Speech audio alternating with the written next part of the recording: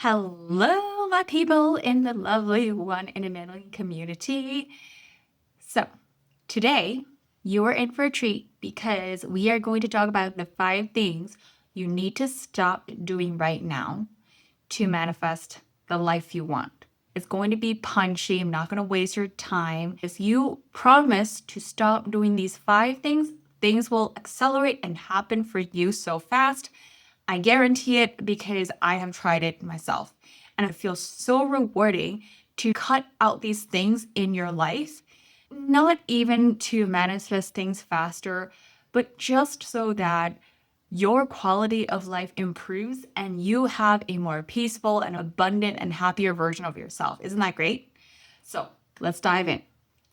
So, thing number 1 is that you want to stop forcing the outcome or forcing how it needs to happen, forcing anything. Even if the door you're knocking on is not opening and you have already been doing it for so many years and it's not showing you any results, I would like for you to just take a pause. I'm not saying that you need to quit, but stop forcing doors open in the way that you want them to open and really take a step back. You are able to gain perspective, you're able to gain wisdom from being able to observe yourself as opposed to pushing and forcing things to give you the outcome or the timeline or the way it should happen, exactly in the way that you want. When you start listening, you start stepping back, you start giving yourself some space, you start allowing yourself to breathe again, you will be able to receive the wisdom that you otherwise wouldn't have if you were still knee deep in the situation trying to force the door open. Understand that it does not have to happen exactly in the way that you have determined it to. The universe being so vast with all the possibilities as it is, it's very important that you send the signal and embody the belief that you trust no matter how it's going to happen, who is going to give it to you, no matter which direction it's going to come from, no matter what the timing and the timeline is going to be, you trust that it is going to happen in the divine order. Thing number 2 is stop settling for less. And I am begging those of you who keep negotiating yourself down, who keep diminishing your value, who keep giving your time for free, who keep over giving and bending over backwards and doing all these things just because you don't believe that you can have it. When you stop settling for less, you'll stop dating the wrong person. You'll stop staying at a job that is toxic. You'll stop entertaining people who are asking too much from you and not giving you anything. You will start actually noticing and increasing your value. You'll start putting your energy and effort and emotions towards the things that are actually going to give back to you, reinvest back into you, and help you grow. These are all the things that can happen when you stop settling for yes. What happens when you settle for yes is you are sending an energetic signal to the universe saying, this little piece for me is okay. This little piece for me is enough. I don't need more. So if you're thinking about wanting more and simultaneously telling the universe, you know what, it's okay, you don't need to give it to me, I am happy with less, you are going to be blocking yourself from receiving the thing that you want because you're already saying yes to less. So stop saying yes to less and begin asking for more, whether it's asking for that promotion or asking for that raise. Simply saying no to things that don't align with you, if something doesn't meet your standards or requirement, or even something as simple as having a coffee delivered to you that is not what you ordered, don't receive it. Send it back. You have to be willing to stand up for yourself and draw a line in the sand and say, nope, this is not what I asked for. What I asked for is this. Thing number 3 is you've got to stop holding on to stuck, unprocessed, unresolved emotions. Why is it so important that we heal as we want to manifest the things that we want? Why is it so important to let go of past unresolved traumas and things like that that have happened in the past?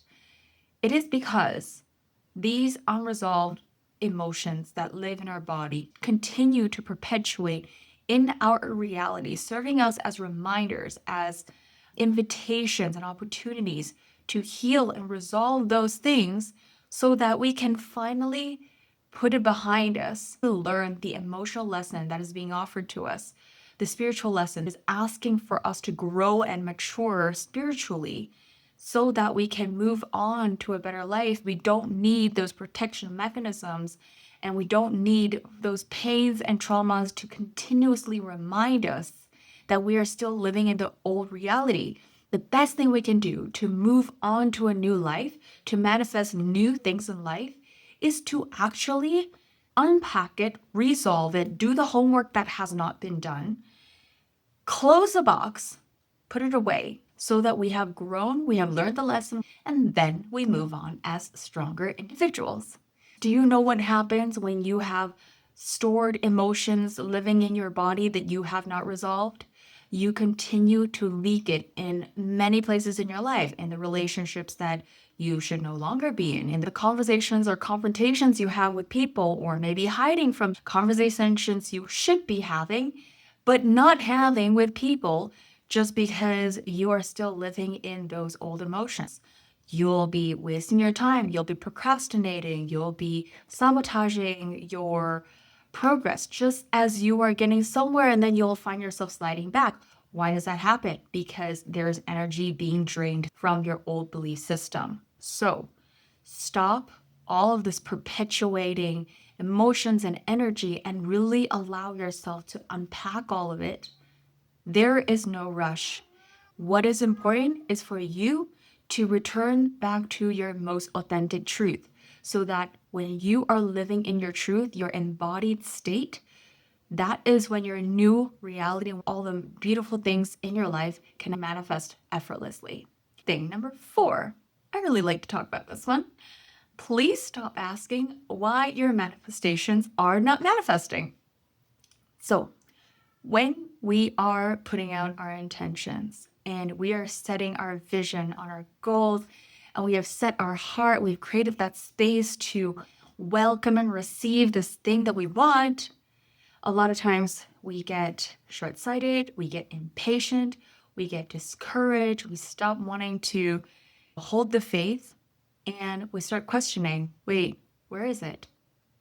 As soon as we fall into that frequency, we are no longer holding the frequency of, I'm already a person who has it. I deserve it. It's going to happen for me any moment. I'm already this person. This is already my reality. Even if I don't see it yet, even if I have doubts, that's okay. This is already like fixed. It is done. There's no questions. But the moment you ask, why is it not manifesting?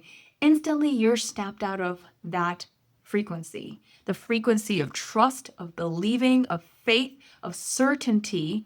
Now, when your certainty wobbles, then you know you are spending your energy asking questions, doubting, wondering where it is, and being the person who's asking questions, not the person who is readily available for the fruition of your desires. Next time you catch yourself wondering, where are my manifestations?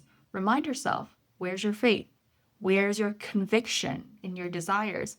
Is there a disconnection between the what and why of why you want something, of why you know you can have something and that you deserve something?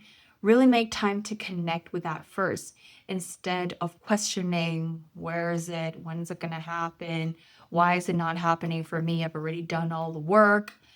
Really going back to connecting yourself with that vision and desire and establish a very strong relationship between you and the reality that you desire. Thing number 5 is not being realistic. You know why? That's because anything that has not yet happened, it hasn't materialized anyways. So you might as well put your energy and your faith in something that you know is going to be favorable to you instead of putting all your thought energy into just materializing what your current reality is going to project into your future. Stop trying to manifest from where you are right now, because you're always going to perpetuate and make a copy or a duplicate of your current reality if you don't change the set of lens. That is who you are manifesting from. And besides, I always like to remind myself, who am I to think that I can predict my future reality, that my current reality is going to make a linear projection into the future and it looks somewhat like my current reality and just a little better? There's no way I can control the people, the events, circumstances, the opportunities around me to make sure that I hit that straight line in the future. So if I cannot, I might as well just let go of control and let the universe surprise me in the most incredible ways that I am able to receive and that I can be open for. Literally anything can happen. Anything that is of my wildest dreams, anything that is extraordinary, anything that is out of my expectation, so that the outcome is so much better than what I could have prepared myself for. You see, the problem is that when you prepare yourself a certain amount of happiness, satisfaction, or excitement, that is actually based on your emotional bandwidth of what you're able to feel right now. But if I say that I know the universe is going to give me something that is so far beyond what I could imagine, and my heart is ready for that, like my heart is ready to open for that, I cannot even quantify how peaceful I will be, how complete I will feel, how wholesome this will feel, how excited I would be. Then I won't even try to cap my happiness and fulfillment and satisfaction at a certain level, because I know that the future version of me has so much more emotional bandwidth to be able to hold all of that within her system, so that I don't have to lower my expectations of what I feel like I should be able to manifest. Forget being realistic. Forget about the naysayers. Forget about looking at your current reality and asking yourself, how could I possibly manifest something so beautiful and so big in my life? Your dream was given to you for a reason.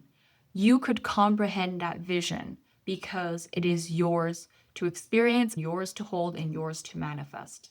As long as you stay true to that vision, the why, the purpose, why you want it, and you stay connected with it, there is nothing too unrealistic for you to summon into your life. So those were the 5 things that you need to stop doing right now to manifest the life you want. Let me know what you guys think in the comments, and I'll be seeing you in the next video.